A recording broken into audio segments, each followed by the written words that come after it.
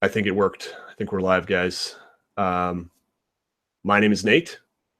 You're watching WASD20. This is the Mappening 13. I am joined by a very special guest tonight.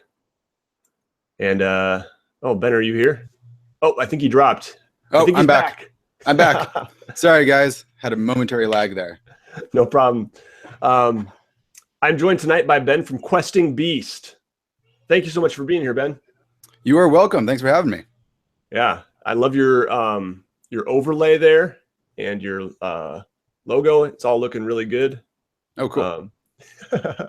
You're a blank sheet of paper. This is exciting for me, actually. Seeing just a blank sheet of paper. It's like, okay, I'm excited. Full of possibilities. Yes, yes. Yeah, so people don't know, you should know, Questing Beast is a channel about, I'm going to describe it and you correct me if I'm wrong here. You have a lot of fantasy map tutorials and also RPG book reviews with a focus, I've noticed, on like old school style OSR RPG books. Yeah, that's about right.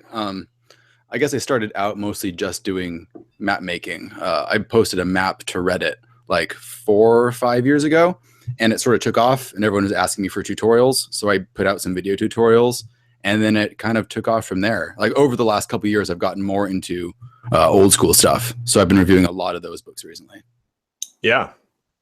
Yeah, very cool. And you also just kind of started some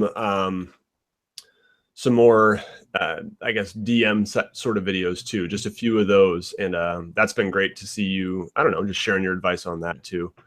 Yeah, that's been a lot of fun. I've been trying to, my goal recently has been trying to get a lot of the big writers and authors in the OSR to come on and do interviews so I can talk about like different bits of game master advice and like what makes the OSR the OSR. Because there's a lot of great people out there who on their blogs and on social media put out a lot of great advice, but not a lot of stuff on YouTube. So I'm trying to get all that in one place.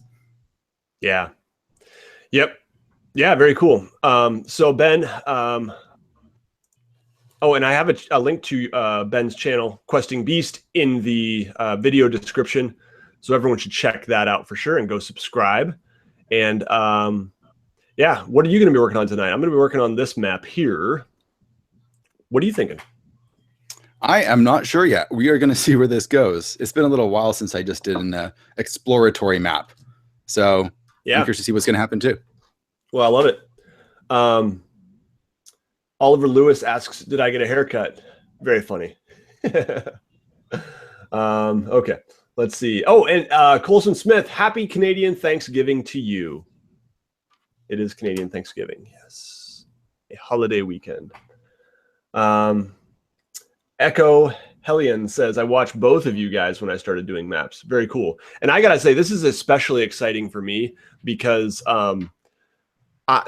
Ben, you are probably the top reason I decided I'm going to sit down and draw a fantasy map. Oh, awesome. And I turned on a camera and it started. It began. Let's see here. So I'm actually going to stop screen sharing for just a moment and show people. This is the map that I've been working on for quite a while now. It's been the last 2 mappenings, I believe, I've been working on this map. It's kind of hard to see unless I tilt it down. So I finally scanned this thing in. I'm going to be doing some digital work on it, touching up. I changed actually some of the borders and stuff, and I am also going to be doing some shading and whatnot. But right now, it's just looking like a pretty white map. That for commission? Yeah, so this is for a client who's a DM, I believe, and yep, the world is called Covenants, I think. With cool. a CE. And Ben, you do commissions as well. How do you usually get contacted about those? People usually contact me on my YouTube page on my About tab.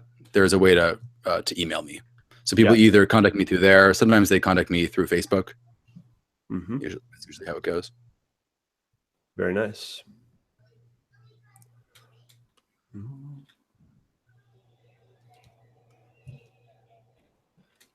So I've been reworking some roads since I drew the coastline here. I've also been trying to, oops, that is not a line I want. Trying to draw more lakes because the client said, doesn't look like there's enough lakes. I said, yep, you're right. Let's draw some more lakes.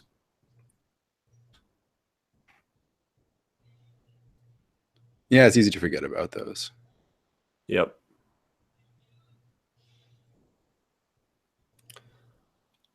All right, that's a little too much.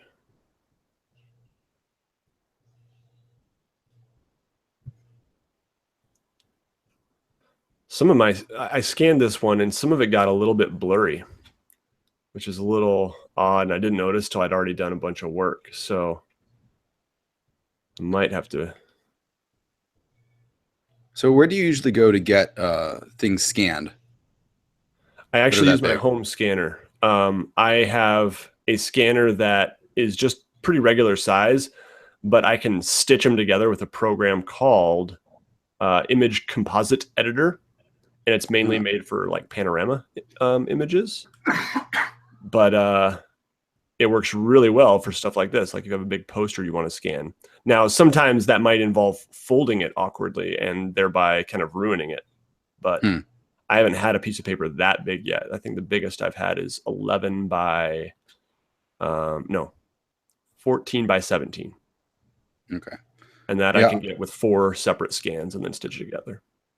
I've been trying to find a good way to do that. I think some print shops have like the really big flatbed scanners that you can use. Yes. So I should be looking into that. What I've been doing is just trying to get really good lighting on it and then taking a high resolution photo of it and then doing some cleanup. But that's not ideal. I mean, scanning would be where I should do.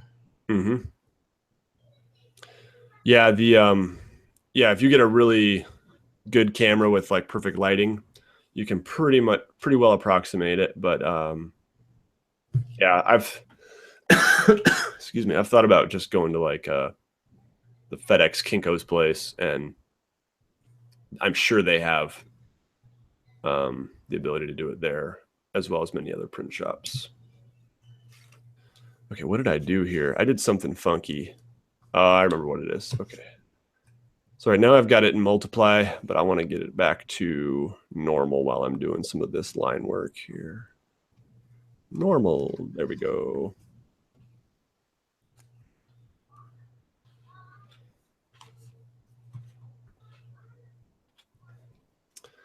All right, so Ben, I see some mountains starting off here.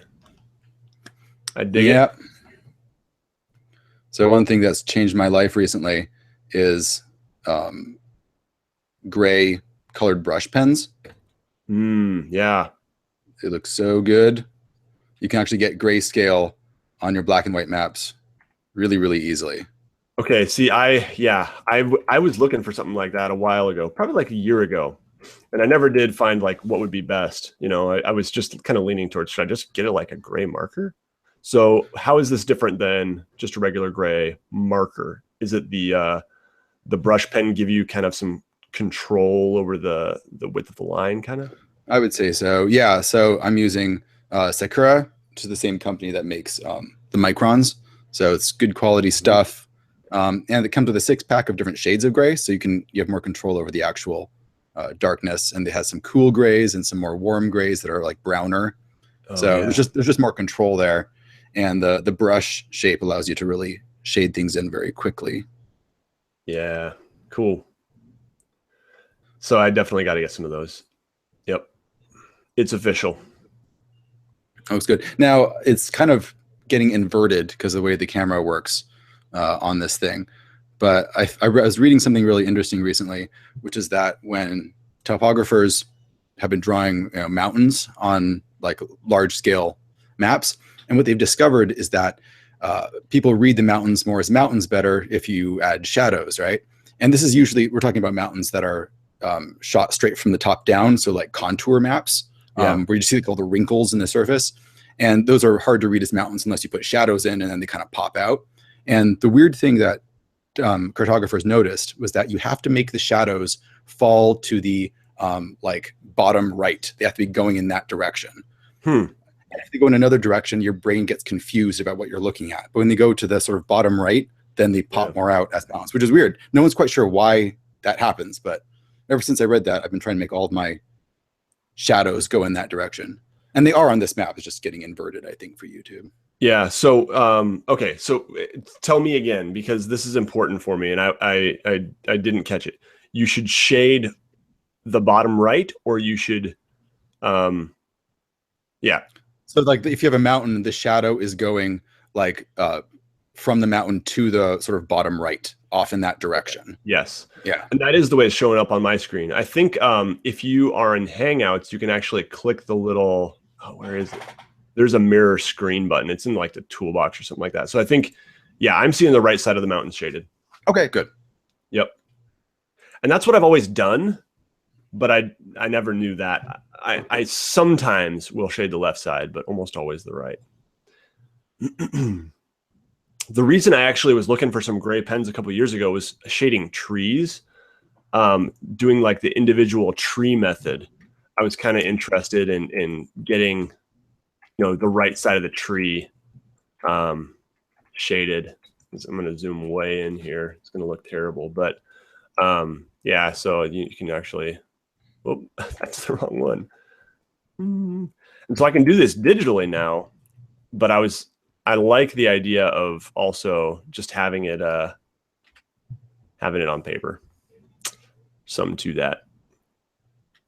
On this one, I actually try to do a lot more than I normally do on paper. My last map, I left a lot. I was like, I'll do it all digitally. And I feel like it might have taken me a lot longer because of that. So I was trying to get, 90% of this done this time on paper before scanning it.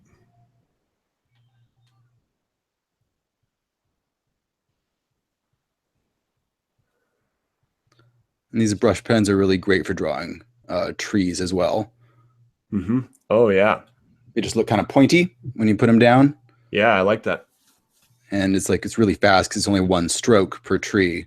So you can like put them on top of the mountains and stuff. Yeah, that's cool. You can get foresty mountains. Well, that's not showing up well there, but you get the idea. Yeah, no, I like that a lot. It's looking great. All right, I'm wandering around my map here trying to figure out what I'm going to do. Steve Roberts asks, are either of you guys artists outside of mapping? You make it look so easy, but when I try to realize I have no artistic talent. Ben, do you do other forms of art? Not really. I mean, I do some sketching every once in a while, but it's not something I do with any sort of like regularity. Yeah. Gotcha. But I've been drawing maps ever since I was a little kid. Oh, really? Oh, yeah. It started, let me think about when this started. Me and my friends got really into fantasy novels. We were all writing our own fantasy novels. Yep. And that required, of course, fantasy maps. That's a requirement. So we were all drawing our own fantasy maps. And then eventually we realized that this should all be the same universe. And so we had this giant map that was like, pieces of printer paper that we taped together. And it was like 4 pieces by 3. So it was pretty huge. And it was just this really detailed fantasy world that slowly developed over time. I was probably like, 12 or something like that. And I've just been doing it off and on ever since. So yeah, that's awesome. Okay, I think I've got a problem here. Let's see how this works. Merge now. I think it worked. I think my problems are over. All right. Yeah, I probably drew some maps somewhere. I just doodled a lot when I was a kid, but I am not an artist. I did not go to art school. I did not take any art classes other than art history when I was in college, and which I loved. But I've always been a doodler. I sure drew a lot in college. Sitting in class, I would draw my professors regularly. Oh yeah. And then when I got a teaching job, my first teaching job, I had a student at the end of the semester hand me a notebook full of drawings of me. And it was a little creepy, but it was also funny because it was drawings of me as a stapler, drawings of me as a coffee mug, drawings of me as a whiteboard marker, etc. That's amazing. And it was pretty hilarious. So what were you teaching? That was probably government. Was this like high school? Yeah, so I teach high school. Okay. Yep, I do government, global issues, and U.S. history.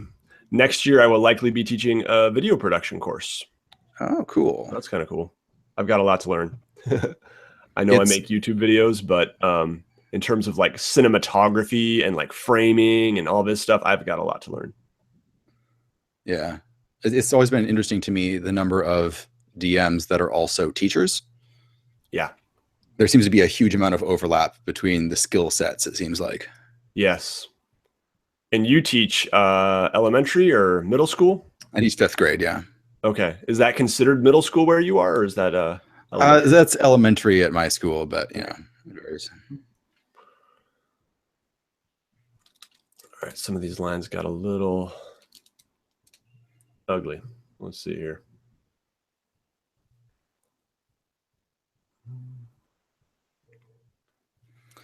Let's get some mountains over here. Okay, let's mute that. I'm drawing roads here. This is one area that I thought this is too busy with roads, but I'm going to try it. This is the way he had it originally. I'm going to try it and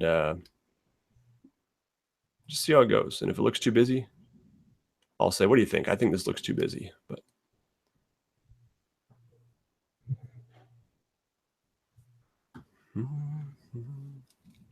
It's interesting trying to figure out city placements. I've been discovering. I mean, you want to have them like near rivers for the most part, yep, or near the ocean. But I've been trying to study like medieval demographics and the way that cities were actually spaced out, which is fairly complicated. But like in a lot of medieval maps, you have like cities sort of evenly spread out everywhere. And you have like villages that are like a day's or more's travel from a major city, but like generally that wouldn't happen in real life. Right. Like if there's a major city, every settlement would be at most half a day's walk because you'd have to be able to get there and back again. So it's just things don't people take into account. Yeah, that's really interesting. I never thought of that either. There's a really awesome website. I think it's just called Medieval Demographics Made Simple or something like that. It's really popular. Like a lot of fantasy writers use it and stuff. And it just breaks down like how many large cities you should have, how many small ones, like how many people would be in each one, how they would be distributed. It's really interesting. Yeah, that is. Saves you a lot of time anyway. I've got a problem here where my Zoom key is not working. I'm gonna check into my settings here. Oh gosh. I was zooming out on the chat. That's one reason. Dennis Hagen, thanks for the kind words about the How to Play D&D series. I saw another question that was interesting. Oh, Dennis asks, do you like being a DM or a player better? I think I've finally come to the point where I like being a DM better. It took me a while because DMing was scary to me, but I admitted I liked it. Now I think I'm more fearless now and I really enjoy it. What about you, Ben? I think I do too. It's actually been a while since I've really got to be a player.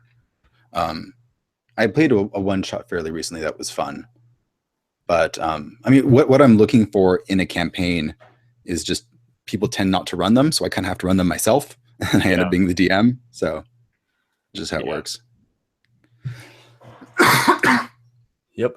And sometimes I can see that getting old. And I definitely have heard of people who like, this is my first time being a player in, 5 years. It's amazing. And I would probably feel that way too. Yeah. So my tablet drivers are not responding. It says, you should restart your computer. I don't think I'm going to do that. I'm going to see if there's other things that are not working as they should be, and then maybe.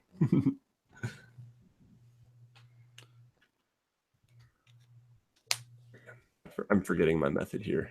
I learned this from Hankerin Furnell from Runehammer to draw the line and then erase to get the dotted line. There we go.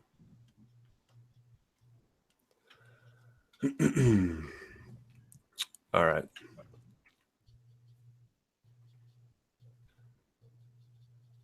See what else the chat is up to here.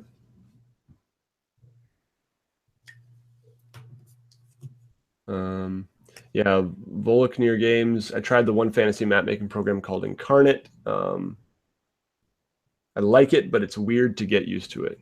Yeah, I like it too. I recommended it to someone the other day who actually just said, hey, I can't afford you, but I want to make a map that looks better than this, and I have very little artistic ability. I said, well, try Incarnate. That could be a good option. Yeah. Have you messed with that at all? I have not. I've seen a lot of the maps that people have made using it, though. So that's pretty neat. There's some go ahead.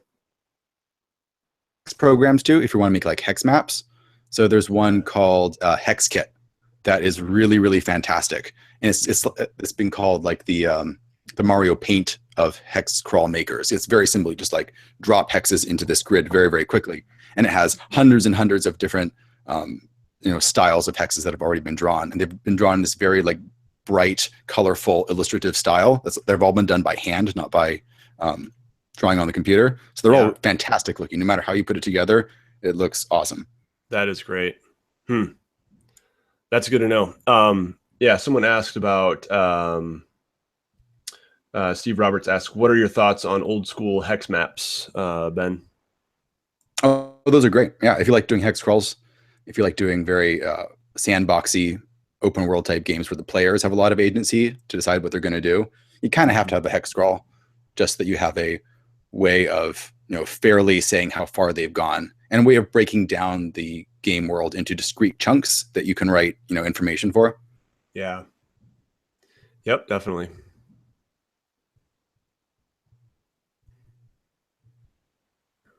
Okay. I think I'm at a point here where I'm going to get a little, get some shading done on my mountains, which I'm excited about. I've been looking forward to it. It's one of my favorite parts, actually. But what I need to do then is make this a multiply layer. Right here. Here we go. And then put it on top of parchment. It didn't work. Let's see. Parchment is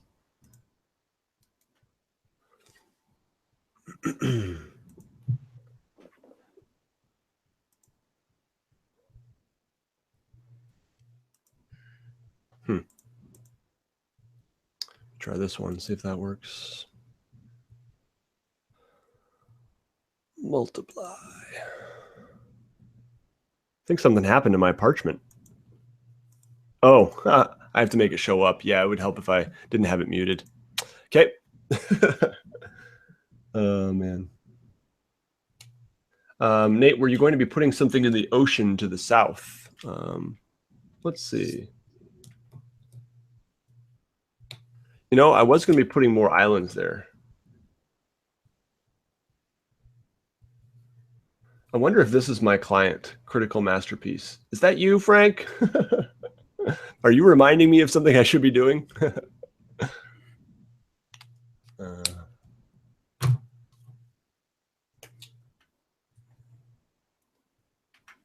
All right. Yeah, I'm going to do some mountain shading here.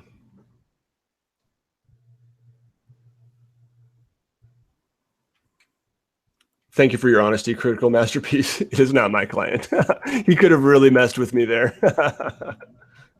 Yes, I am. And I want you to put, I don't know. All right, Ben, tell me what you're working on here.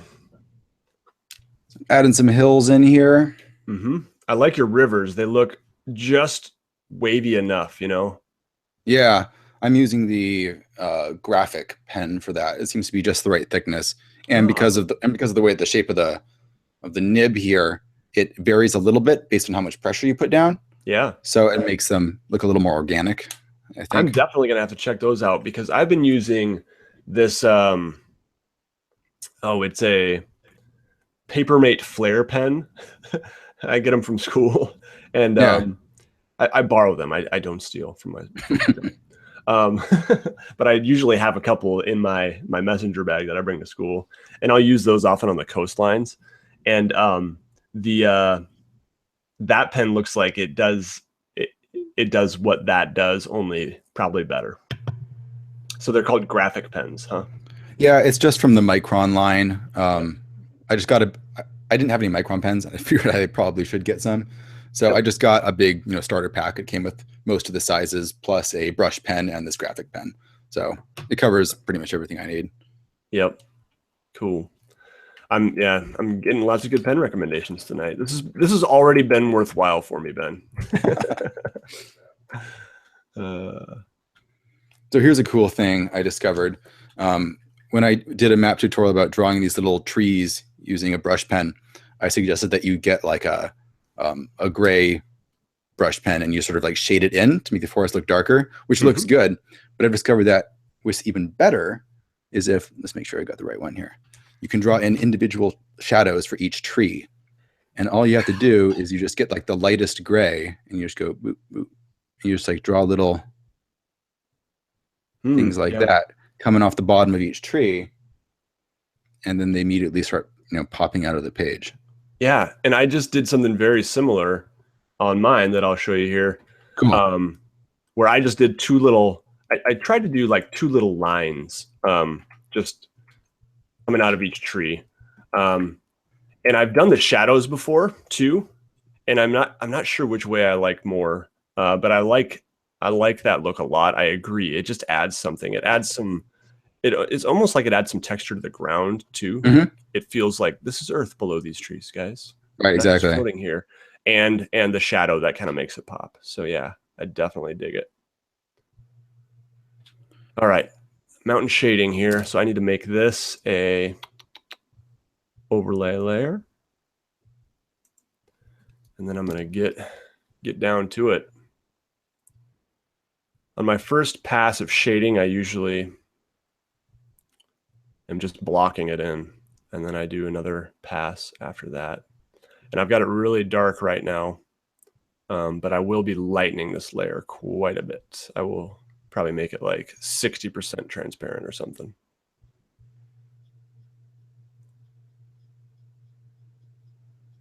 And try to vary it a little bit. Oh.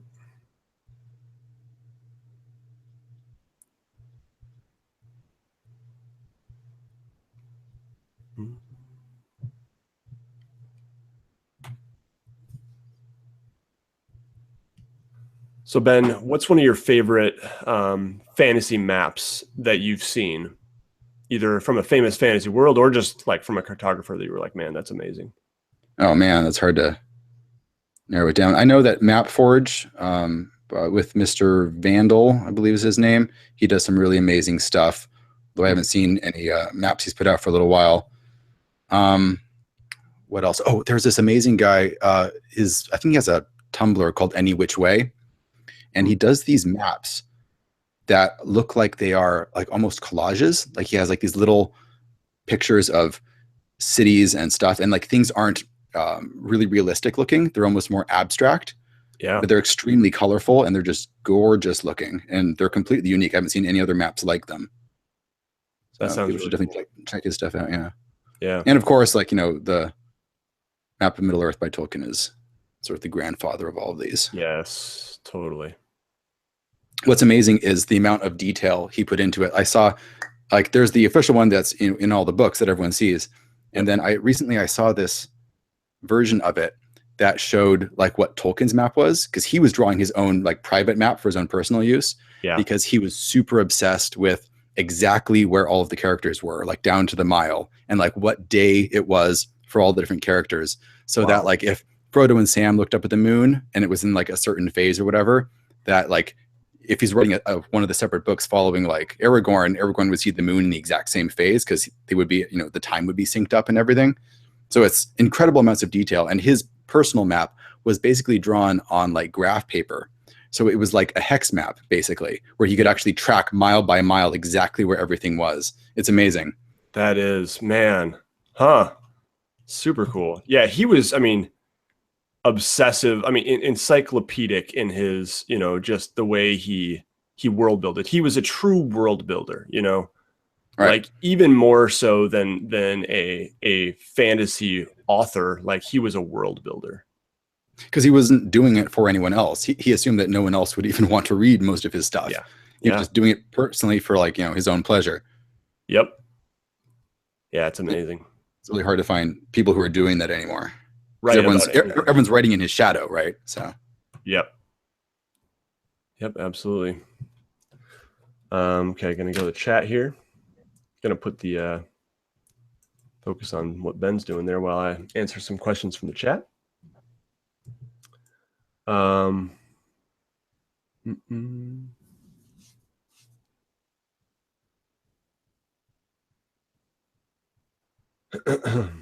Thanks everybody for tuning in. We got 27 viewers right now. Very nice of you guys to join us.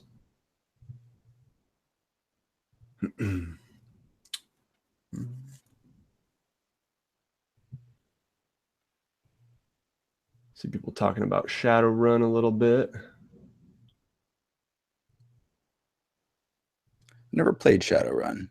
I played a one-shot at a game shop. It was like a come try Shadowrun sort of thing. I was like, yeah, I'll do that.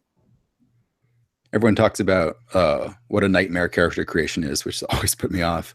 Yeah, it was it's a bit crunchy for sure, in my experience, but we just had pre-gens and pretty simplified rules, so it was really hard for me to judge, but the books are intimidating a bit. Yeah. I would be more inclined to play the computer games, honestly. Those look really cool. I think I own a couple of them that I've never played.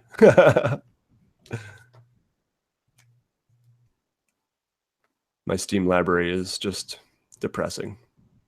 Like, oh yeah, haven't played that one. Yep, want to play that one someday too.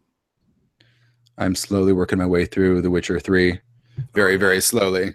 Yeah. I built a new computer just so I could play it. Oh man, yep. I mean, that's a game to do that for because it's a hog. Yeah. But I can run the game on ultra at full settings. It's pretty astounding looking. That's impressive. What kind of graphics card do you have, if you remember off the top of your head? Oh my gosh, trying to remember now. It's a Radeon Sapphire something. I forget like the letters. It's like the newest one that came out like 6 months ago or something. Okay, gotcha. Yeah, there was a new generation that came out that was like half the price of the latest high-end ones, but way more powerful than them. There was like a huge jump forward. So I waited for that to come out, and then you get a lot of bang for your buck. Yep, absolutely. It's the way to go. Yeah, I usually get the one that's like, and I haven't got one in 2 years, I think. So, but I'll usually get the one that's, there's like the $800 one, there's the $600 one, and then there's like this $300 one that is almost as good as those, and that's the one I'll get. Yeah, this one was like, I don't know, $200 or something like that. Wow. So it was real cheap, and like I said, it can run The Witcher at full spec. So yeah, it's amazing what the leap forward they've taken. Yeah, that's great. I think at this point my CPU might be the bottleneck for me. It's about 5 years old, probably. It's a like 3.4 gigahertz Core i5 or something, but it's old. I don't know much about the specs to know like if that truly is. I know there are programs that could probably tell me that. Oh gosh, yeah, I know nothing about computers, so I was just on the subreddit, build me a PC. Yeah, and you just ask people like, what should I build? I don't know anything. That's amazing. And they tell you. So yeah, I pretty much built mine with some guide someone posted on giantbomb.com, which was a video game website where I used to hang out all the time. The forums. Eric Sheely, good evening. A lot of people being very complimentary. Hunter's Theater says, God, I love the work these guys produce. Well, thank you. I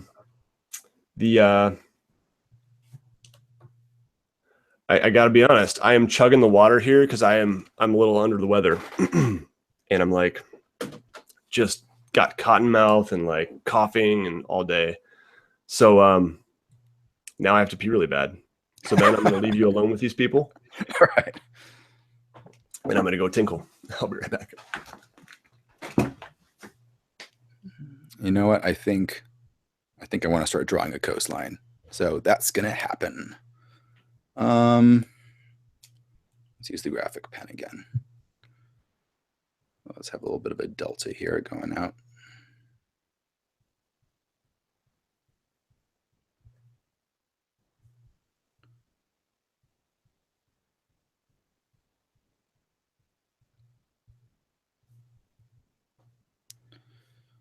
Coastlines are always the trickiest thing for me.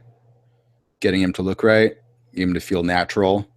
And the tricky thing is that depending on the scale of your map, like how zoomed in or out you are, coastline's going to look completely different. So that's the thing that I've always struggled with. All right, let's put some over here. Let's have like a big bay type thing going in here.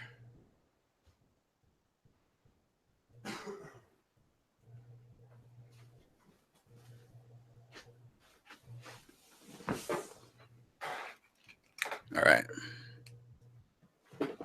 All right.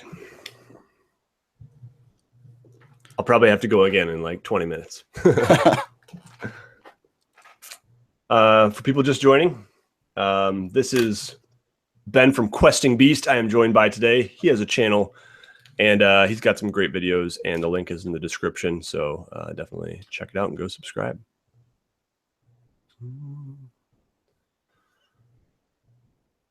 So working on some coastline there, or? Yeah, I thought I'd throw in some coastline. Mm-hmm. Well, I really dig the look of the shading, like on the hills too. It looks really nice. Oh yeah. Every day I figure out another way to use one of those gray brush pens. Mm-hmm. Sam Morris says, "Hey, my name is Nate. Sam, that's okay." Do you use a mouse to draw, or do you have one of those fancy touchpads? I have a Wacom 2.0 tablet. Yeah, this one was gifted to me by Barker. He got a new one, and now I've got the one he has on my Amazon wish list, and someday it will be mine. So mine is, yeah, the kind where I'm not drawing directly on the screen. The kind I want is where you're drawing directly on the screen. There's just so much, I don't know. I just feel like it'd be so much easier. Oh, I would totally prefer that too. Yeah. How bad is the latency when you do that? Oh, it's really good. Like the latency on this thing is just, and on the screen one, like, I mean, if you draw a really fast stroke, like it'll take a sec. I mean, it'll be a split second behind you. You know what I mean? Yeah. But on this thing, like I've gotten really used to it, and it's like it's very responsive. Yep. And you can get much cheaper ones. Mine is probably like a $300 model, but you can get one that's almost doing the same thing. Just doesn't have the buttons on the tablet, like the shortcut buttons, for like $90 or something like that. So cool. Yeah.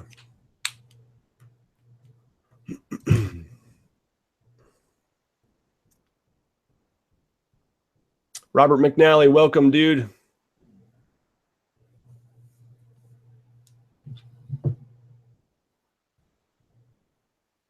Good to see you.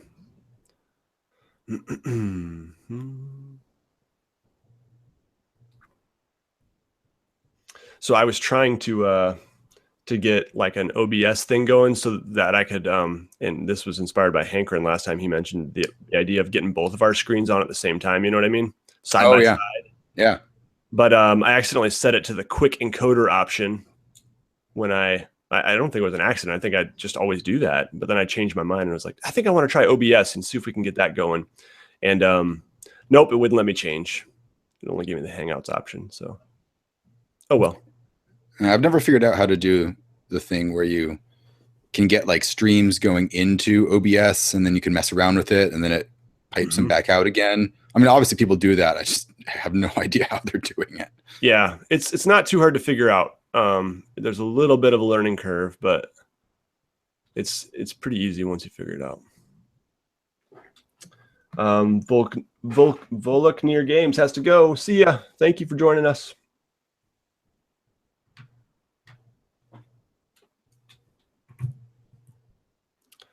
I'm just coasting around shading mountains. I think I better stop shading mountains here and maybe get to some highlighting of mountains just to give myself a break from this.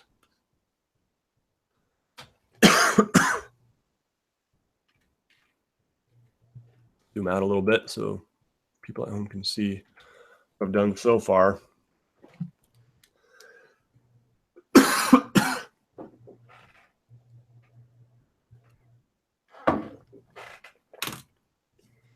One thing I've been trying out recently is getting like some stippling along some of the coastlines to like indicate beaches. Oh yeah, I really like that. Seems to be okay. You got to use like a really skinny one. Mm-hmm. See if I can get the lighting better so you can see it. Well, what can you do? Yeah, you get the idea. That's pretty good. I get the idea. Yep, I like it. Looks cool. I just realized when I'm zoomed out, I really don't see much of my I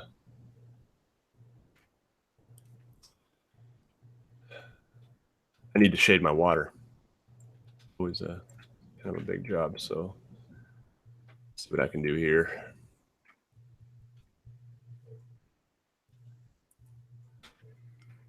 I'm missing a little bit of coastline up here. I saw that recently you did a video on filling in those blank spaces on your map. Yeah. I thought that was really interesting because that's always been, the tricky bit. Because sometimes there are parts of your world that just boring. Yep. It's always been a struggle of mine. Totally. And yeah, I'm slowly starting to figure it out. I actually looked back at some of my older maps that I had drawn like over a year ago and was like, I did a pretty good job on this one. How did I forget that? Yeah. And I just had done some maps that like had a lot of empty space and I was like, huh. Someone to check out is Mike Shelley, the guy who does the maps for D&D, like for Wizards. Yes. He does like this thing where he has, I think it's like contour lines. Yeah. Like in like the empty spaces and you get a sense of like the elevation, but he does it like with like stippling. It's really interesting. It's hard to replicate though. Yeah, I'm not sure if this is one of his maps, the Chult map in the newest book. I think it is. Yeah, and I definitely see it. I'll show people and you. Let me see here. Stop the screen share. So this one has a lot of like little stippling. Yeah, he does that with hills too. Like his hills are just done with stippling. And this one is it's almost all forest, so it's hard to find that. But I'm trying to find an area where, like right here, up in the corner. There we go. Yeah, exactly. Yep. And he does everything like strictly from the top down. Like his mountain ranges are straight from the top down. Yeah. Those are tricky. And yeah, they are. And he's got a really good mix, I noticed, of like he's not leaving it all to digital like shading and like like advanced layering and all this stuff. Like he's got a good mix of color but also black line art, as opposed to some people who just and it can look really good for people just to focus on the color and using the color for all their shading, but he's got like a good mixture of stippling and hatching and like just traditional, like this is just black ink, probably all done digitally, but anyway, the look is cool. Good balance. Yeah. Screen share here. All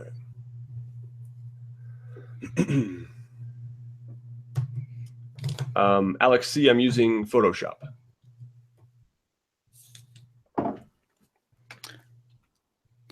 I think my map needs some lakes as well, so we're going to get some lakes in here.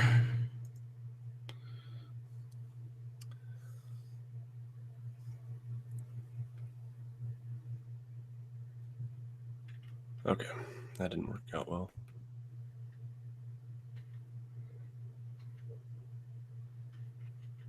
There we go.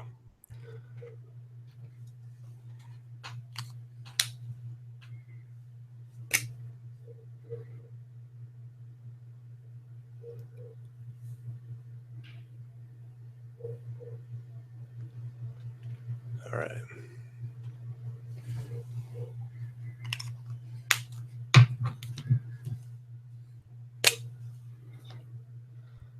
we go.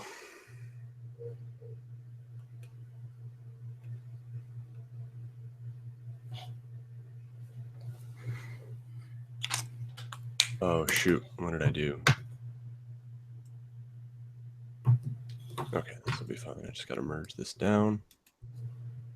Merge down. There we go. All right, I'm going to try. This always makes me nervous is when I try to shade my mountains. I do the fuzzy select tool to select, or shade my water rather. The magic wand tool, I think they call it in Photoshop.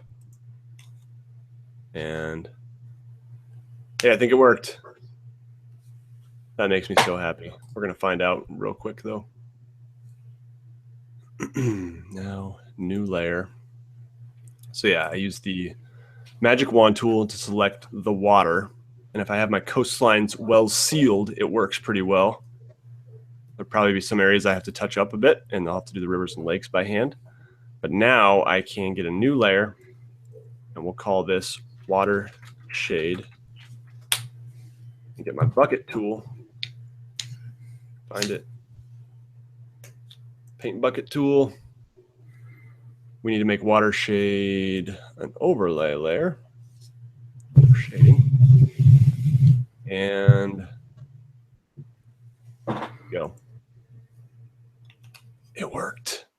I'm so happy about that. That saves me so much time when it works. That's cool. Yeah. And I can adjust it. I have to get these edges here a little bit, which is fine. I'll just take my pen actually. And yeah, definitely some areas to touch up, but it's not bad. Get a big fat brush. And oh, that's really dark. Why is that?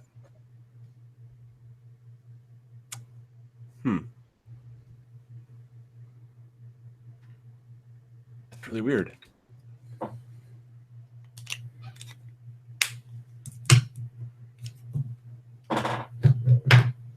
Let's see what the chat's saying here. I know this is not a question for maps, but Nate, what camera is that you're using? So for my webcam, I have the Logitech C920. Ben, do you have that same one? Yeah, it's the same thing I'm using. Yeah, I thought so. Yep. It's a great all-around webcam. It is, yep. I ask because the colors are well balanced in your stream shot. Well, I am doing screen share right now, but you know, this is me. And yeah, I've noticed the settings, like I have to mess around with the settings quite a bit on this thing. When I first popped in, like I'll show you guys how it looks. Oh, it was like that. It's like, what's going on? My white balance was all the way down, and I can turn it all the way yellow too. So yeah, there's a lot of sliders here. Not as many as you'd get like on an SLR or anything like that, but there's a fair amount of customizing you can do, which is nice. Recommended.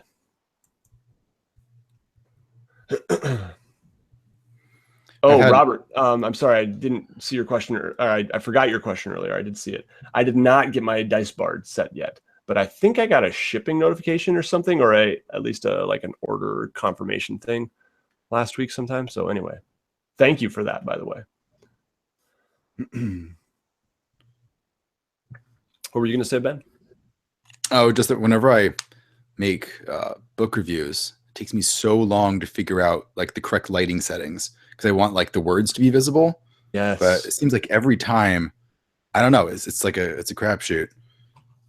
I hear you, because then you hit a page that has a nice, dark, beautiful painting, and Right. it's like, oh, now that looks terrible. So yeah, it's tough. Yep.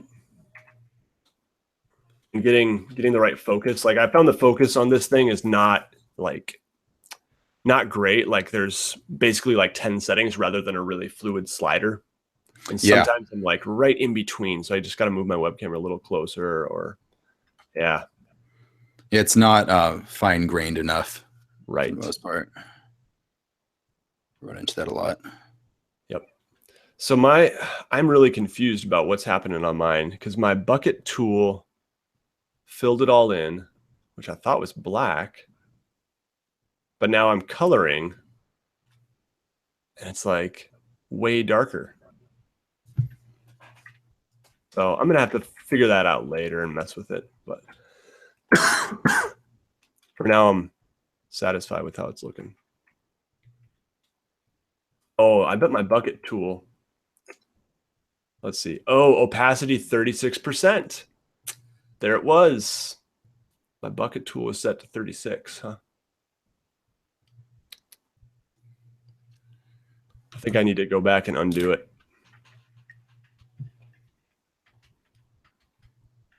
Okay, there we go.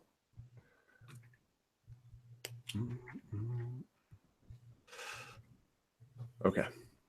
And then make that thing 100%. And then I can lighten it up later. Okay. Yeah, that's way too dark, but now I can get my brush and simply fill that in. Okay. That's what I was trying to do. Ben, I'm hugging the screen. What are you working on? Just extending this lake system up a little bit. Yeah. I like that. I've kind of been messing with lake shapes a bit and realizing that in the style that I often draw, sometimes my elongated lakes don't look as good because it's almost like some of my things are in an isometric view. And then when I make an elongated lake, especially going vertically, then it almost looks like it's a top-down view. Yeah. So I've kind of been, I don't know, toying with making more oblong lakes horizontally. And yet I'm not, then I end up getting lakes that all kind of look the same. So yeah, it's tricky, like making sure that it looks isometric. right. That your Yeah. perspective is consistent, right? Right. Yeah. But I think yours look pretty good. Even though they're like oblong vertically, they still look like they fit with the map. Yeah, I think like the trick is just to accentuate like the horizontal slightly more, and that seems to do it. Yeah. Let's have like a river system kind of coming out of the mountains here. This will be like a watershed. I saw something really cool recently. I was thinking about making a video about it. I saw a graphic or a picture where someone broke down the shapes of like the 6 basic types of watersheds. Apparently there's like 6 different types that cartographers or topographers or whatever deal with. They have like special names and stuff. Yeah. But that was really cool because the shape of the watershed, like the way that the rivers all sort of combine, is basically just a reflection of what the underlying geography looks like. Okay. Like the way you draw your rivers is really informing people looking at your map what the landscape looks like, because the rivers always, go downhill and follow the shape of the landscape. So you're sort of showing the geography indirectly. Yeah, that's really cool. I never thought of that, but that makes sense.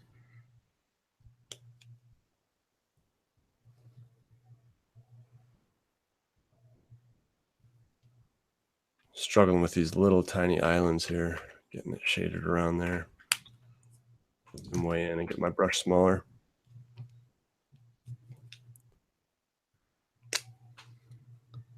Get some more grass in here. I think the trouble I've had in the past is that I make like my little blades of grass way too big. You really gotta make them really tiny with like the smallest possible pen for Yep. it to not look weird. Yep. No, it's true. I look back at like my first map I did on the like just how to draw a fantasy map series, and I definitely like I look back on the grass and it's like, man, it looks chunky. Like my grass is almost as tall as one of my mountains. Right. But it works well enough, I guess. Yeah, I think you can also kind of use the grass to show the contours of the land underneath it, Yeah. so that it doesn't look just totally flat. Yep.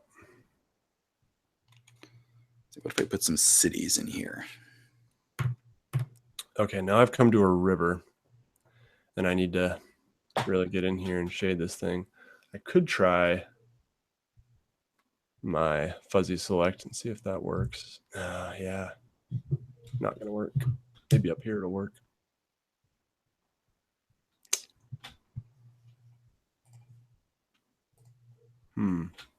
What did I do?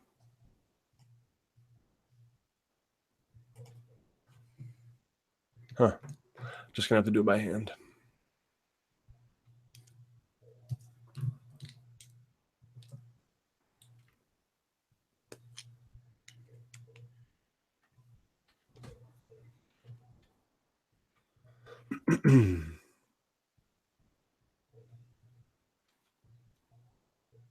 Nate, how do you guys make maps so well? Elise Overton asks. I don't know. I tend to mimic a lot of others, and Ben was actually one of the first people I mimicked. Took a lot of his tips and a lot of tips from this guy, Fantastic Maps. Oh yeah, he has a lot of great stuff. Yeah, I love his stuff, and he's got some. Yeah, I found like one of his map or videos on shading mountains. That was kind of like the first one that inspired me to think about how I shade my mountain ranges, and then went digital to try to mimic what he does. And I've looked at a lot of cartographers and just, see things that inspire me and try them. What about you, Ben? How'd you get so dang good? I guess a lot of practice. Also, just looking at a lot of other professional cartographers. I have like a big folder on my bookmarks that's just other cartographers and the maps they put out. And I just flagrantly steal stuff from them. You look at the mountains, like, how did they do the mountains like that? And then you just try and copy stroke for stroke exactly how they did their mountains. And you start picking up on it. Yeah. Yep, absolutely. Yep, and I'll see, just a style that's like, oh, I like those trees. I'm going to try that on this map. And, just, yep. I'm trying to figure out the best place to put some towns. So by the sea or along waterways, especially where like rivers intersect. That's going to be like a trade bottleneck. Yeah. Yeah, but it's good to think about places that make sense, the mouth of a river, or where rivers intersect, or by a large lake, or think about where people would naturally settle. Right. And sometimes you break the rules too, and you just kind of put one like, oh, there's just going to be one here. Right, because that can like make people question why it's there, and there can be interesting stories behind it and stuff. Right, exactly. There's a magical runestone buried here.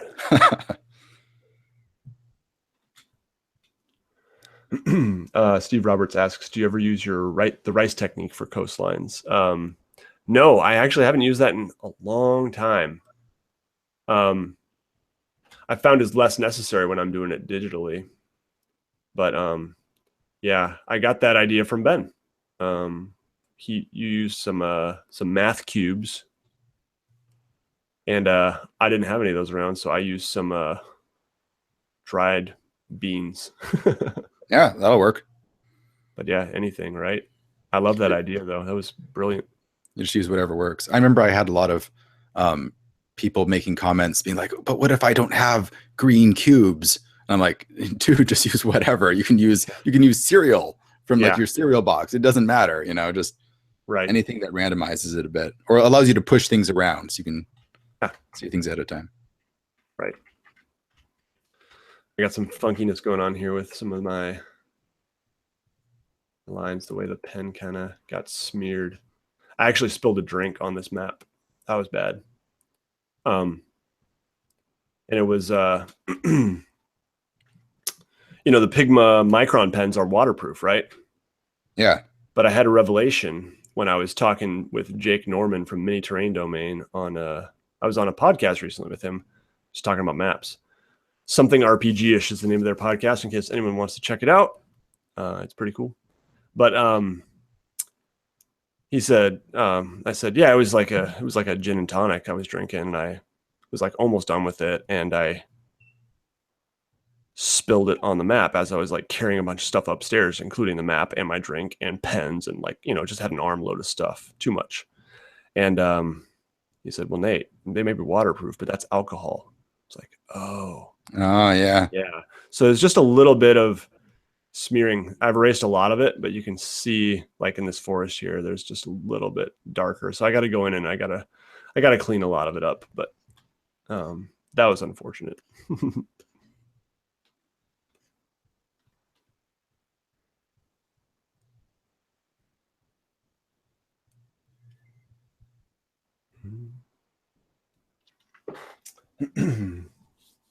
See what the chat's up to here.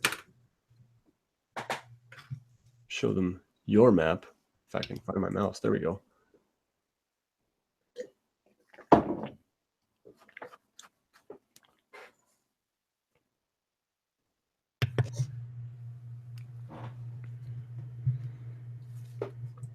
Robert asks, do you ever use a Wacom for games like Jackbox games or Drawful? No. I'll have to check those out. Writing them down, because otherwise I'll forget. Drawful and Jackbox games. Got it. Critical Masterpiece thinks that you sold part of your soul, Ben. That's how you're so good.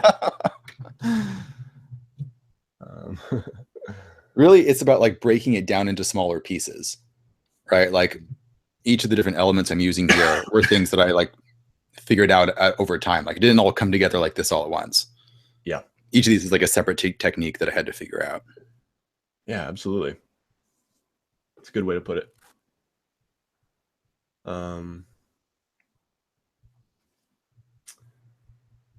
Elise, I'm writing this down too. At Dweebtron. I'm going to check you out and see your map there later. Dweebtron. We're wondering what you feel weaknesses are and where do you want to improve as artists? Well, that's a good question. What do you think, Ben? Let me think. Well, probably a lot of it is getting a better understanding of how actual geography works, because my understanding of geography is just like fantasy geography from maps that I've seen. So I'd like to actually maybe read some books on how this stuff actually comes about, like, you know, how do mountain ranges form? So what are actual shapes of mountain ranges that you would normally see? Like, or what do watersheds normally look like? Or what are forest growth patterns? So you can try and make things that look more plausible. I mean, people normally don't really care or notice, but I feel like it matters to me. I just want it to feel like the world could have actually evolved in that way. Yeah, that's cool. Yep. I think that's definitely a weakness of mine. I don't know that I'm as inspired as you to improve on that, though. That's bad, but yeah. Yeah. I think, no, I would like to. And I think for me, it's about like picking up just a tip here or there. That's like, oh, okay. Yep. Didn't know that. That's good to know. Rivers do this and mountains form this way. And, you know, just here and there, picking up tips has been helpful. Yeah, other weaknesses. I think a lot of it for me is just being impatient sometimes. Yeah, I think just becoming more patient. And yeah, in terms of other, and branching out more and trying new things. I've developed a style that I stick to, and I would love to be able to branch out into other styles more often. Yeah, it was interesting. While I was preparing for this, I was digging through my closet for another like blank sheet of paper to use, and I found the map, the very first map that I drew for the very first video for Questing Beast was just like in my closet, and I pulled it out like, whoa, I didn't even know I had this. And it looks completely different than this. So it's just interesting to actually be able to see your techniques and style develop over time. Yeah, definitely. Yep.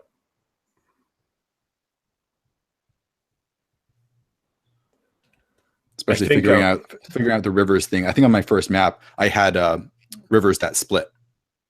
Yeah. And then that's the only time I made that mistake. Yep. Because someone probably pointed it out to you and was like, wait a sec, dude. Yeah. And then I've been telling people about it ever since. Yeah. Although me too. Whenever I tell people about it, you always get naysayers. And it's like, dude, rivers don't split. They don't. Like there's maybe 2 examples on Earth of that happening. Yeah. Like gravity doesn't work that way. Yep. And I struggle when I see maps sometimes, like this spot that I'm working on right now, for example. This looks like a river that splits. But it's actually what's happening here is the water is collecting in this basin right here. Undo that. And it is flowing into this river here. Right. And then connects to this main river. So this is a tributary to this river here. Right. Yeah. I mean, as long as like it's all going downhill. Like right. I every once in a while I'll have like a free period with my 5th graders where like, you know, our art special was canceled and I need to fill time. Yeah. I've actually done map making classes with them just to like to fill time. Everyone get a piece of paper. We're drawing maps. So I teach them some cartography, and they're always shocked that rivers can flow north, right? Like rivers can go like in an upward direction. It's like, there's no up or down on a globe, right? Your rivers can go in any direction. So that's always kind of a big shocker for them. Yeah, and sometimes I get my mind stuck in that notion too, and I remember like, oh yeah, this river's not splitting; it's just flowing down. Okay, yeah, it's flowing up north. Yeah, still flowing downhill. That's what matters.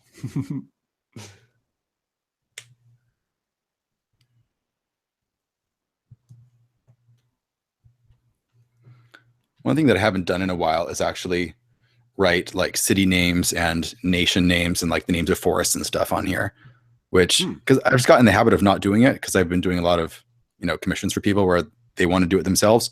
Yep. But like that's such a big part of map making that I guess I haven't practiced a lot. Just getting like good calligraphy, good lettering, and because that can actually take up a lot of the blank space. Like you have like a big empty field. Just like, yeah, put a name in there and suddenly it looks great. Yeah, totally. Yep. And I think that's something that I've really appreciated about going digital is like I can do the map and then I can do text and realize like, ooh, I didn't really save very good space for this text, but now I can go back and erase. Right.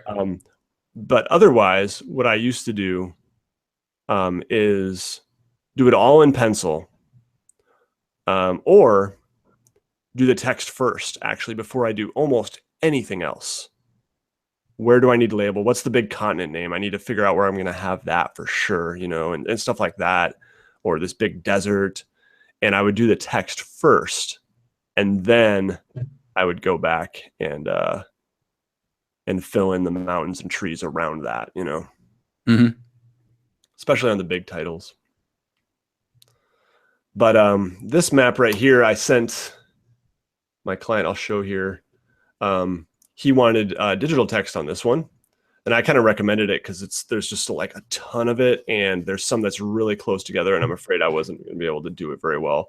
So I just sent him this today, saying, hey, pick a font. These are all like just commercial free fonts, you know, fonts that are free for commercial use, I should say. And I just went out and there's a bunch of options. So we'll see if he likes one of these. I told him he can feel free to try to find his own too, but yep. And I just typed a couple things. Whoops. couple of things that I knew are on the map. The Frozen North and Ansel's Grass. I just kind of picked 2 random locations on the map.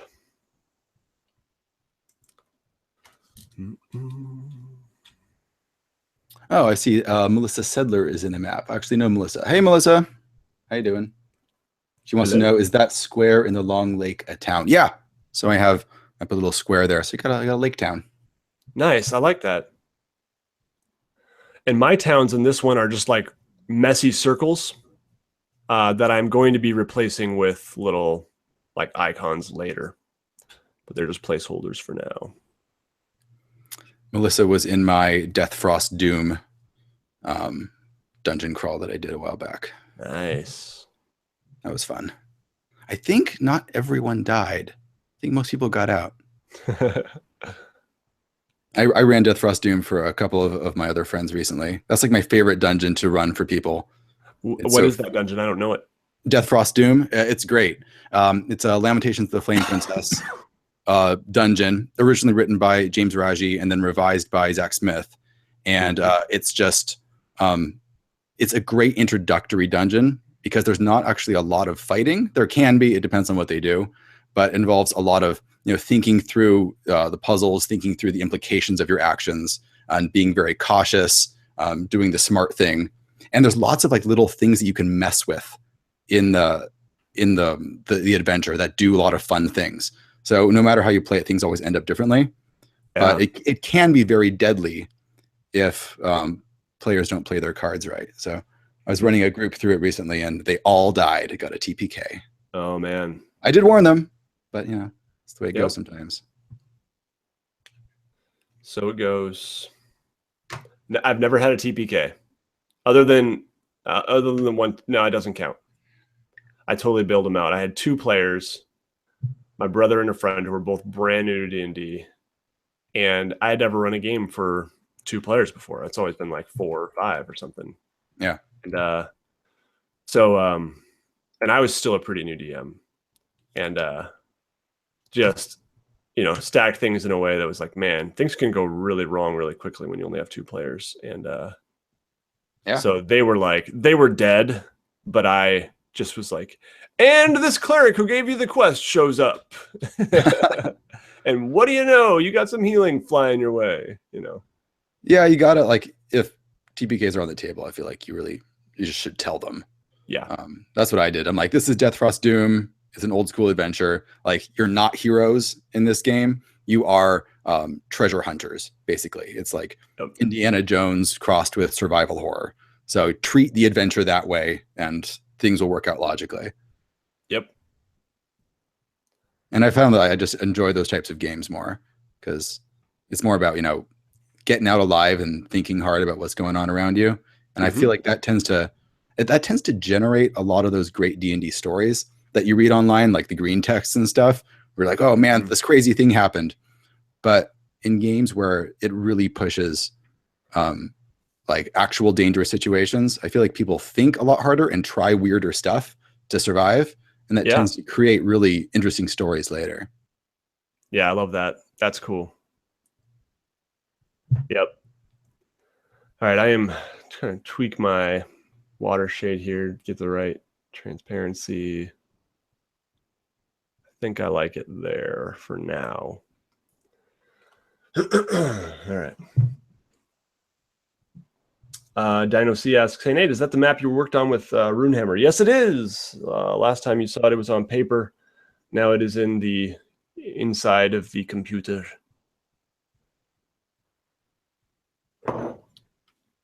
Let's see what else people are saying here.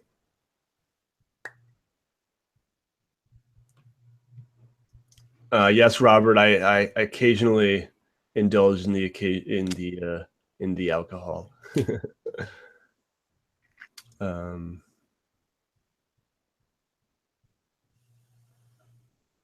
Any tips on getting the curviness of rivers correct? I say just trial and error. I mean, just draw some rivers and if it looks too curvy, then draw it less curvy. And that's kind of what I do. I'll end up often, either I do it in pencil first, or I'm doing it in Photoshop where I can erase it easily. And I just kind of draw them. And Like, honestly, I was looking at this one right here on my map. If I can get back, here we go. Whoop. Messing things up, zooming in on Hangouts instead of my map. Okay. Like, I was looking at this one right here, and I thought it's a little too meandering, not like enough like jaggedness, but I just went with it. And I have others that are a little more like this right here, which is a little more jagged and some sharp turns and stuff. Ben, yours have some pretty good sharp turns and some areas that are kind of straight. And yeah, you got to mix it up. yeah, I've discovered that it's helpful to go onto things like Google Maps. yes. And what you do is like, you need to find a similar geography, because like the shape of rivers in the Amazon is completely different than the shape of rivers in like Germany. Because just like the land is different, so the rivers are going to look different. Yeah. And then zoom into the correct magnification that's like to the same scale as your map, because like the amount of curviness or and jankiness of your rivers is going to depend on how zoomed in you are. Because if you look at any map of any river like zoomed really far out, they look pretty straight, just because all the little bits are sort of smoothed out. Yeah. Yep, that's a great way to go. I love going to Google Maps or Google Earth and just the area I find myself in most often is like Nova Scotia, and because there's just so many lakes and like I don't know, just like Canada, Eastern Canada in general. There's just so many lakes and rivers, and just like the coastline is so jagged. And so I just go in there and I find little interesting bits, and I'm like, oh, okay, make a lake shaped like that. I like this coastline, and yeah, It's especially true for coastlines. Like, I mean, just look at the coastline in Norway and places like that. yeah, It's just a lot of fun to look at. right, absolutely.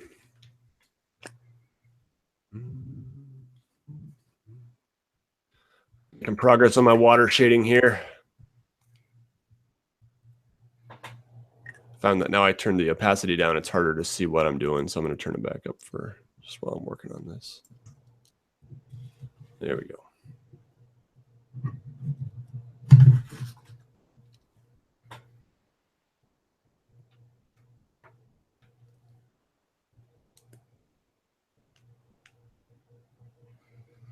So Dino C asks, Westing Beast and Nate, do you like icons for cities and towns or shapes? I tend to do just like little squares or circles. Like squares are towns, circles are like little villages, and it's kind of like diamonds are big cities. But I know some people like to draw little icons. The downside of drawing little icons is that it's hard to draw that small. And if you draw them big enough to look like cities, then it can kind of throw the scale off. But that really depends on like the zoom level of your map. So. Yep, absolutely. Yeah, and it's it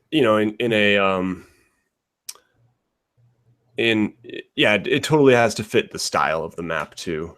I find that you can get really big, detailed, cool looking cities with lots of buildings on a more kind of like iconic cartoony style map that's just like a more illustrative map rather than a more accurate map, right? Right, yeah. And yeah, I tend to go with like a solid, so I'll actually do one here because I'm probably going to be doing a bunch of these. So I'll erase this circle here. And let me zoom out a little bit so I can see what this place is supposed to be called. Look at the map hanging on my wall a second too, where I've actually got my reference.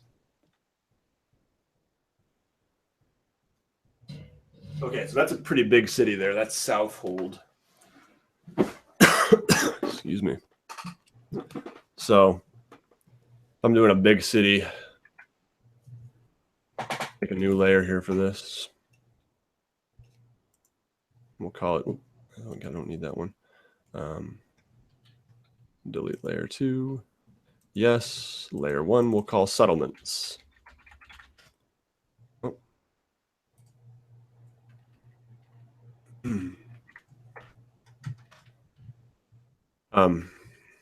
Okay. See if I can draw something here that looks decent. Probably not, but I'll try. That layer is hidden. Let's show it. There we go. All right, so I'll often draw for a big city something like, I like to start often with I should actually do a totally straight line. I've got my brush set to weirdness. Okay, not going to quite work. Then I'll do a big tower in the middle. Then I'll do maybe a wall.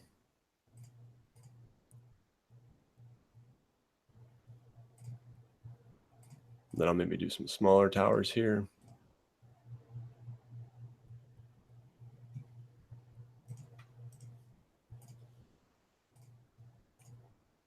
So I tend to do the block just black. So it still looks like an icon, like I'm not shading it or anything like that usually. And then I can get my brush a little smaller here and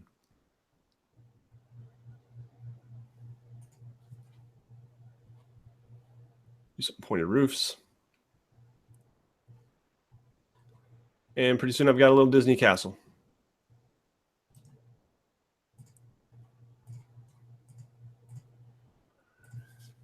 So that's just an example. I'm not totally satisfied with that one, so I'll probably redo it, but a little example of what I might do. Or I'll often do like just a tower.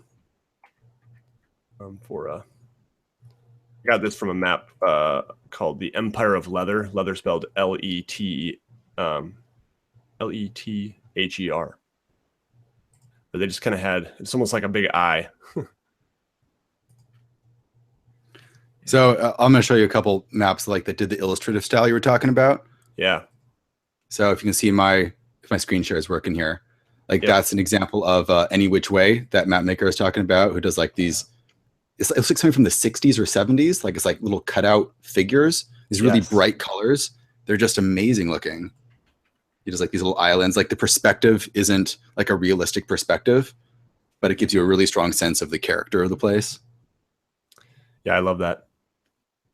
It's a really good one too. I like how it does mountains too. They're just like triangles, just like sticking out of the ground. Yeah, they're super cool. Yeah, that's the kind of map that I would hang on the wall, you know? Yeah, they're like pieces of art. He has a great Patreon where he does these. Yeah, very cool. Definitely gonna have to check him out.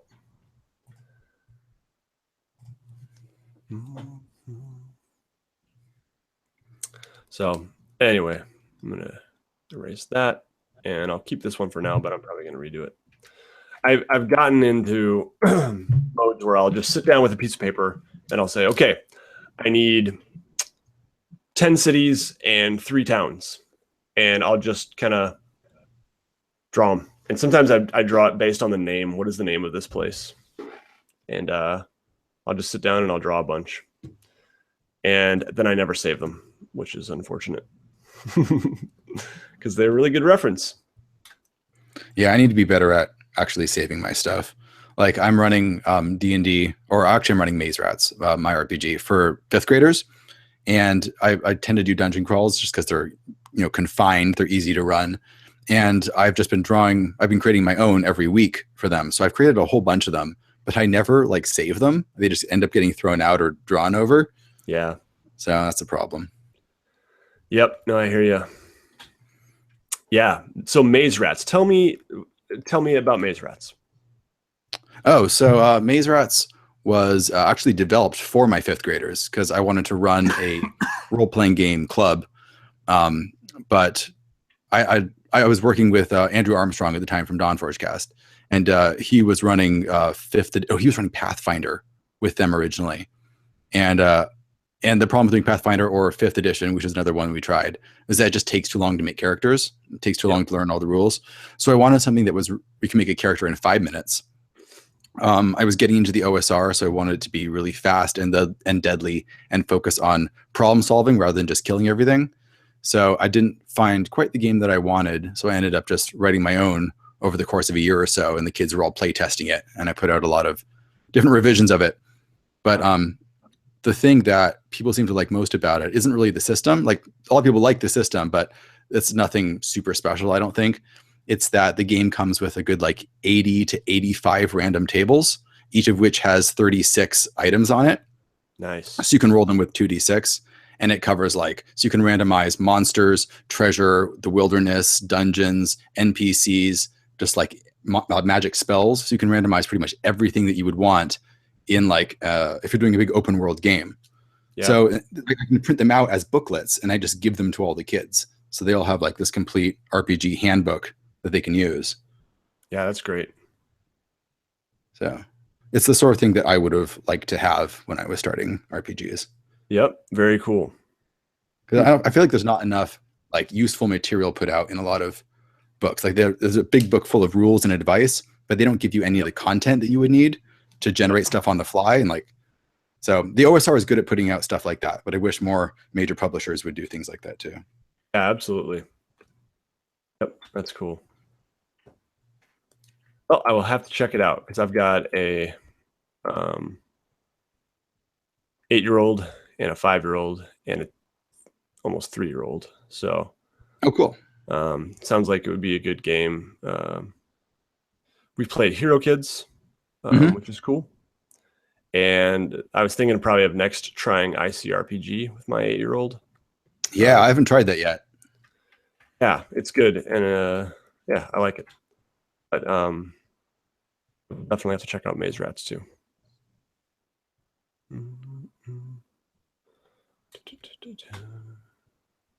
And how long has that been out? Coming up on 1 year now. I'm starting to develop the sequel to it, because after a year, like the cracks are starting to show, at least in my mind, mechanics wise. So I'm going to try and flesh it out and revise the mechanics.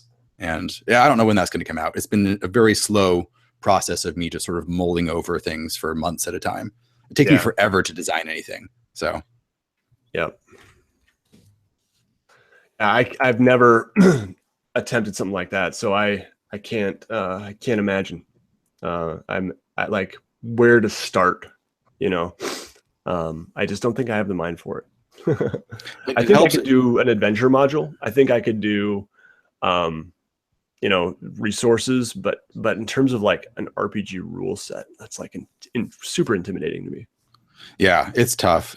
I mean, it helps if you have like a really regular group. Like I have a group of, I was running 12 kids at the same time for a while, like 12-person parties. I'm cutting that down to 6 because that was a little too much.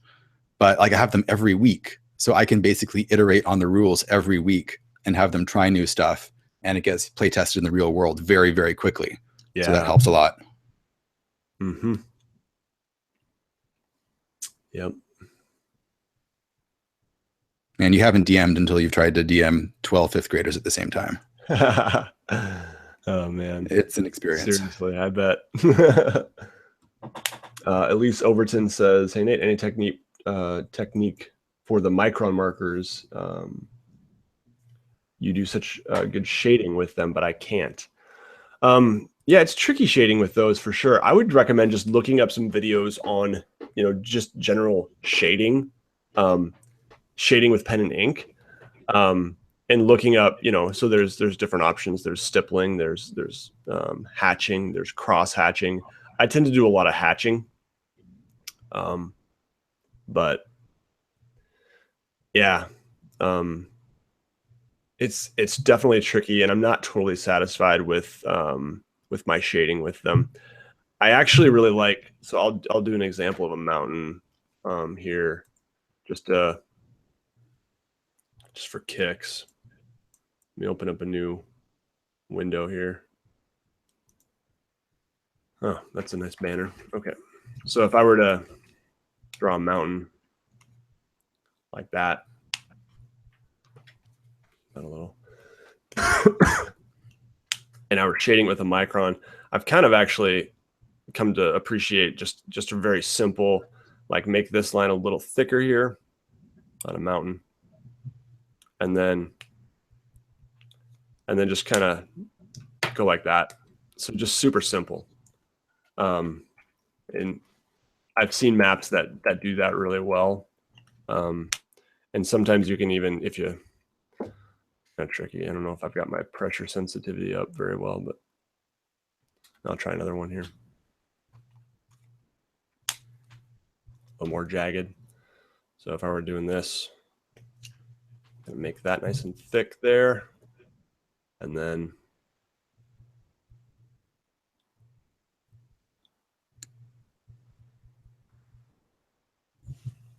yeah, not doing it great, but kind of get the idea.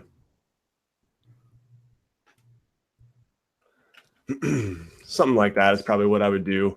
On my other maps, I did not do that as well, but another option is just to make more. So if you have like kind of craggy lines going down your mountains like that, make more of them on the side that's shaded. And then that just kind of gives that effect. I don't know. Ben, have you tried much shading with the microns?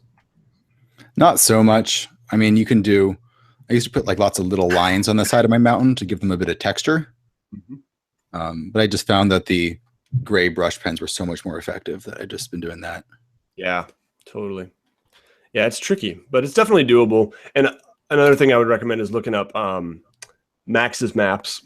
One of my favorite resources. Just Google Max's maps and look at his black and white maps, because he's got some that are just all line art, and he achieves such amazing texture and yeah, it's just kind of mind blowing.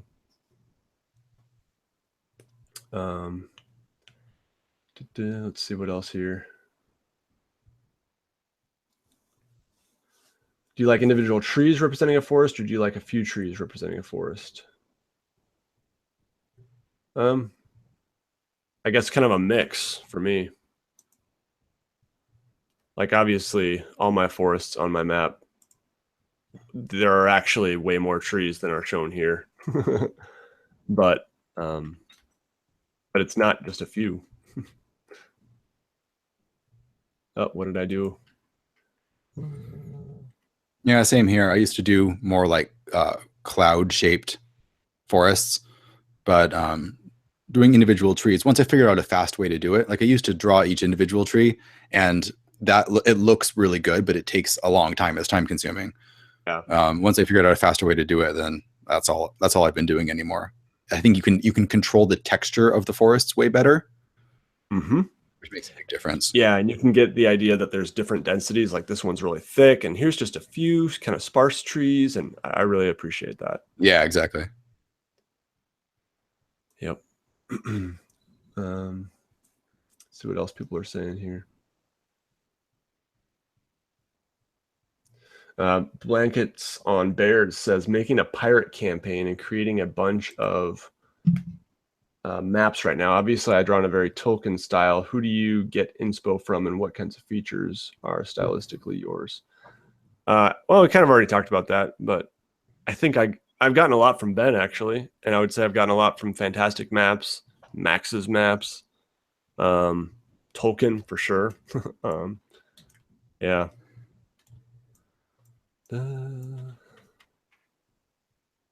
It is interesting that like I'm getting more concerned about like how realistic geography would work, but you know, it doesn't matter that much really. I mean, if you look at map of Middle Earth, it doesn't really make any sense from a geographic perspective.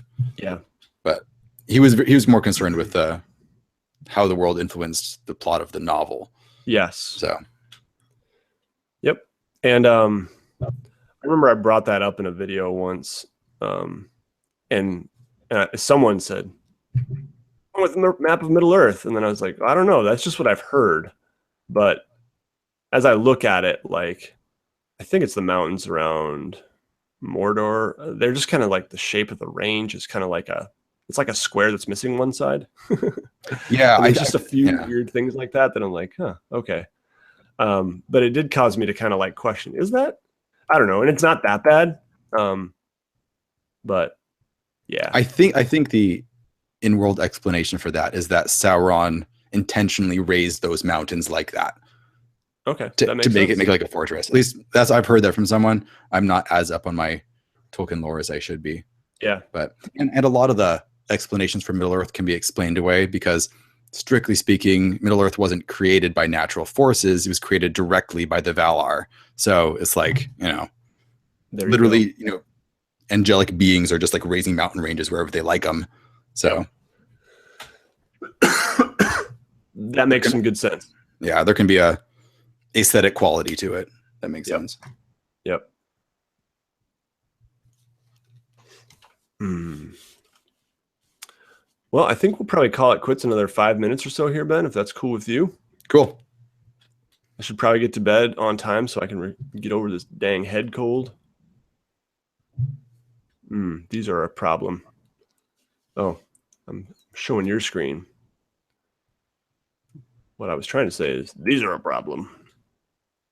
I kind of messed up and did it on my mountain shading later. Let's go to water shade. There we go. I'm actually going to redo these. So what am I doing? Yeah, forgot my swirlies got a little out of control in my, I wanted to make some swirly things in the sea. I don't quite like how they turned out. That is what the eraser is for.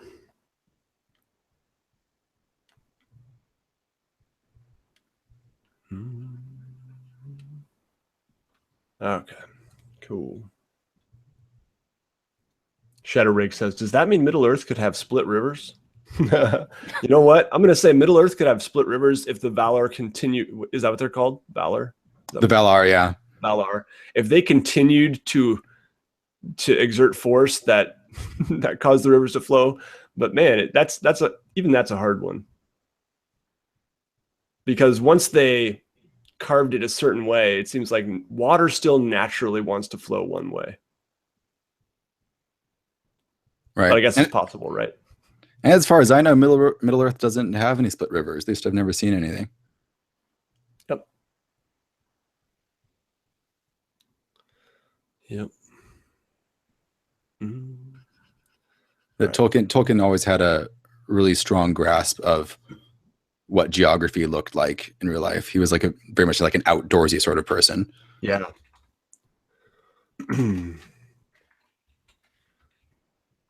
Calling these water swirls. That's fun. What were you going to say? I was just going to say, I was reading The Hobbit out loud to some of my kids a little while back, and it's been a long time since I've read it. And having to read it really slowly because you're reading it out loud, I was just struck by how vivid his descriptions of the natural world were, like just gratuitously so.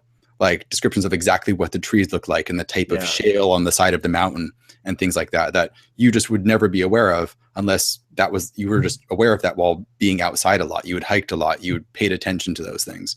And that's like a lot of fantasy authors miss that because I feel like a lot of them are just kind of indoorsy people. Yeah. Yeah, that makes sense. Okay, these are not going well. I think I just got my lines too thick. I might have to, sometimes on stuff like this, I'm not an illustrator, I realize. So on stuff that I'm not like, or make some whirlpool type things, a lot of times I just have to do it with a reference. I have to find a map that did it well, and I just have to copy it. Yeah. I'm just not naturally like, I don't know, same with a lot of buildings. I have to go find some towns and cities and just mimic them.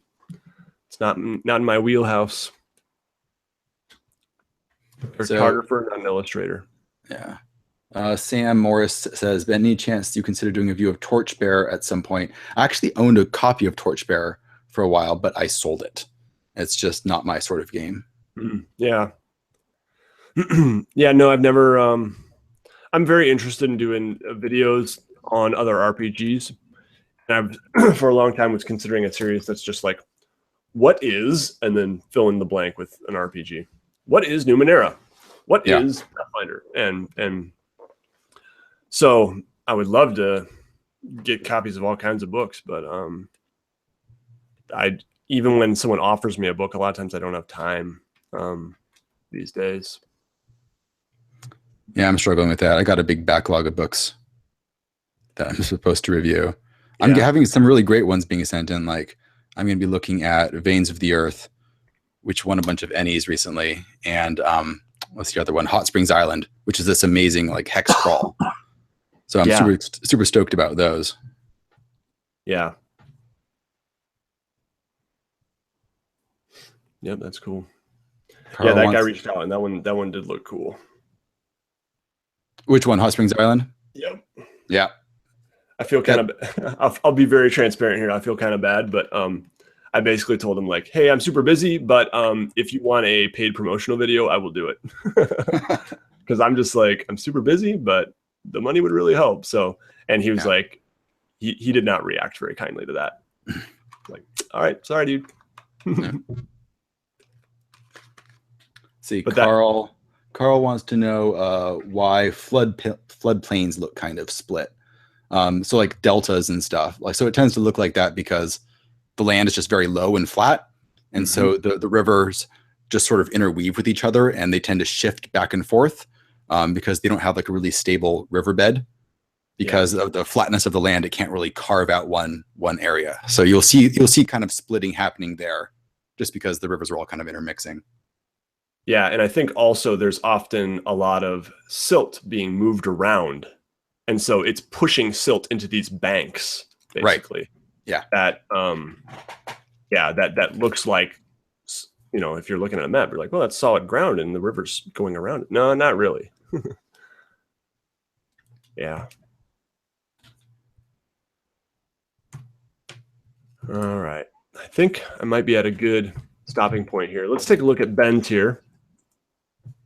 Let's see what you're doing. Oh man, that looks so good. Now, how big a sheet of paper is this, Ben? This is just a big sheet of poster board. I just go to Target and get big packs of them. Oh, yeah. So it's like 22 by 28 inches or something like that. Wow. So it's a big open space I can just doodle on. Yeah. Oh man, that's so cool. That's a good idea. Yep. You can get them for real cheap. It's like, you know, a couple of bucks for a whole bunch of them. Very cool. Well, I'll just kind of zoom out on mine here as well. And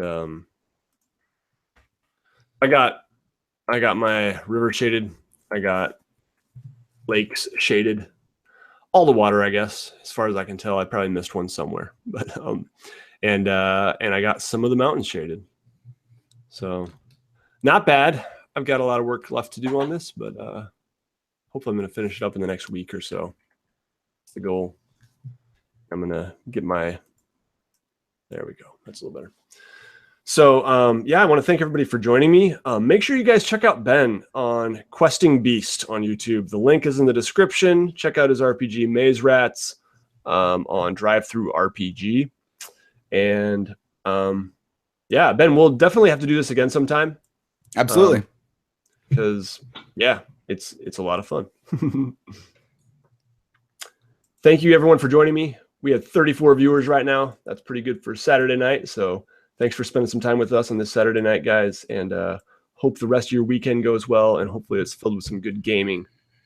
Everybody take care. And I'm going to stop the broadcast now.